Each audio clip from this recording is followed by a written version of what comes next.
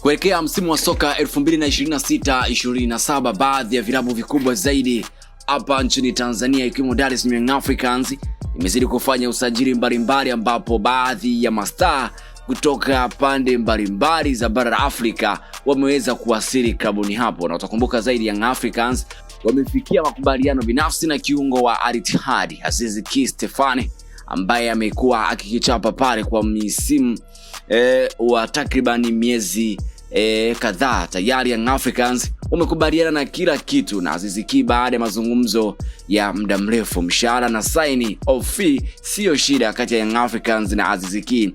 Kila kitu wamekubaliana vizuri. Kilichobaki ni Yanga kumalizana na Al Ittihad ya pale nchini Libya, na mpaka sasa Young Africans na uongozi mzima upo katika muktadha huo.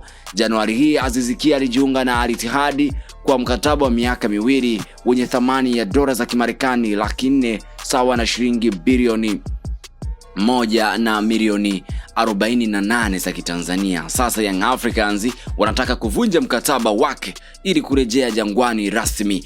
Ofa ambayo imetumwa ni zaidi ya $350,000 US dola za Kimarekani kutumwa katika timu hiyo ya Al Ittihad.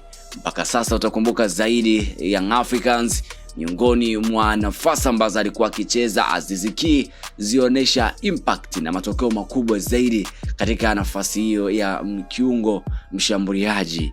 Na mpaka sasa mashabiki wamezidi kuipongeza Young Africans kwa kumrejesha kiungo huyo, huku baadhi ya mashabiki wa Young Africans wakiamini kuwa Aziz Ki atakuwa amepunguza ubora wake ambao alikuwa nao misimu ya nyuma. Wengi wakienda mbali zaidi wakisema kuwa Aziz Ki wa Young Africans sio Aziz Ki wa Wydad Casablanca, lakini so far so good wamesema zaidi sio Aziz Ki wa Al Ittihad. Na utakumbuka zaidi amewahi kufanya makubwa katika klabu hiyo ya Dar es Salaam Young Africans. Tuendelee kumuombea na kurejea zaidi, huku wanayanga wakizidi kufanya makubwa kwake. Maoni gani ulionao juu ya kurejea kwa nguli huyo kweli, miongoni mwa vipaji vikubwa zaidi kutoka Burkina Faso? Basi ilipo jina la Aziz Ki. Hii ni Mile Media TZ. Hakikisha kuona tufollow kwa maana ya kusubscribe, lakini vile vile utazidi kuwa kwanza kupata habari zetu kibonyeza alama ya kengele kwa maana ya kusubscribe ili uzidi kuwa kwanza. Fanya hivyo na sisi tutakuhakikishia habari moto moto kutoka ndani na nje